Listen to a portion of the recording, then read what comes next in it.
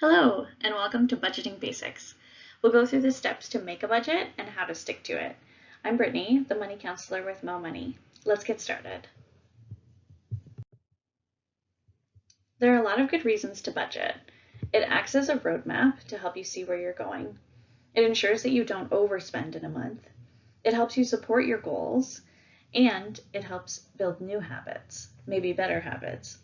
It helps reduce stress and can help reduce or end the debt cycle.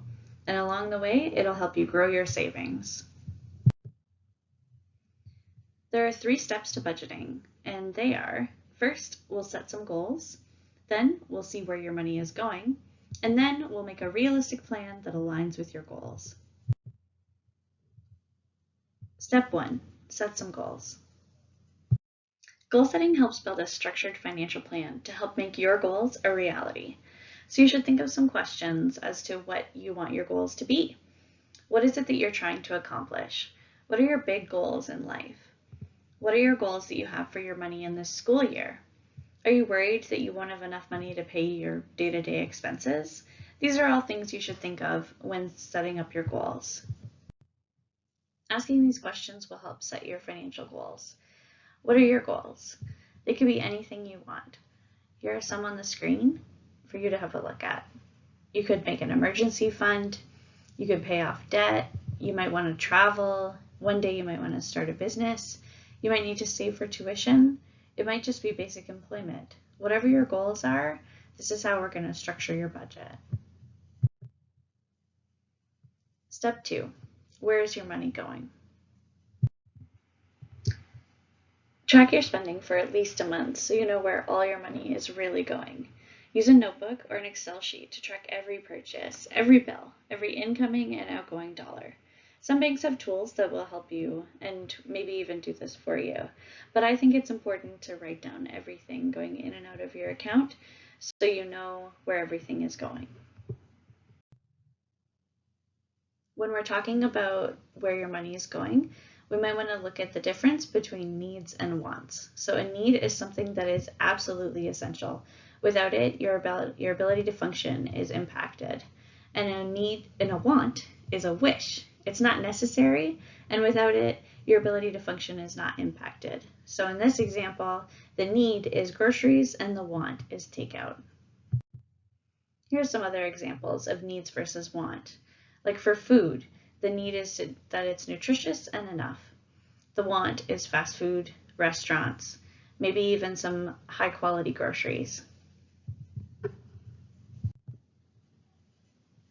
For clothing, the need is something warm and dry. The want are brand names and labels. For communication, the need is to want to connect with people. The want might be extra data on your cell phone or having the newest, latest smartphone. For housing, the need is shelter. The want might be living on your own. For personal care, the need is being clean and healthy. The want is those appointments and anything that's maybe more expensive than we want to spend.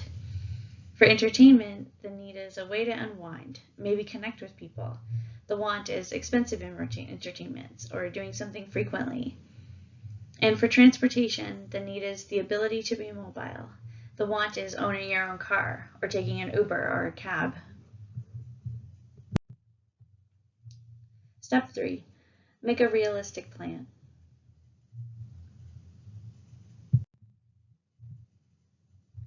What is your total income? Think about all the sources of money that you currently have. It might be from employment, it might be family support, it might be savings, a bursary or scholarship, your OSAP, and other government income. And what are your expenses? Fixed expenses are due every month and rarely change, while discretionary expenses fluctuate often, and there is flexibility in how you spend your money.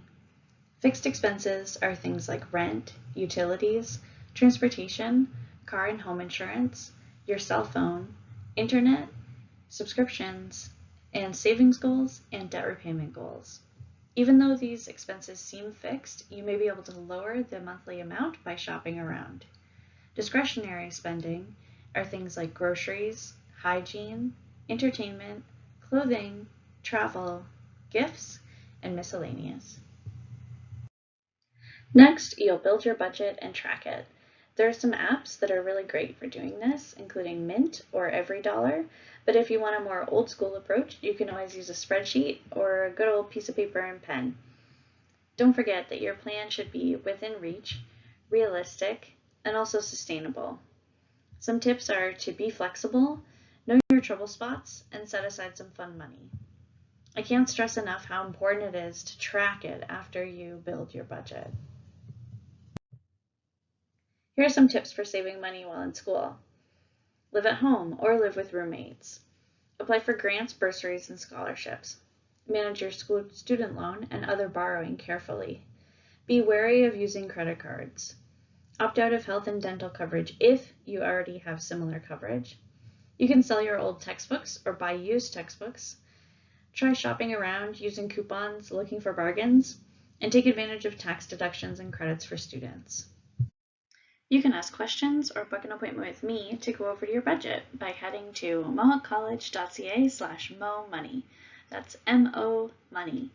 Please be sure to check out our social media pages, and thank you very much for joining me for Budgeting Basics.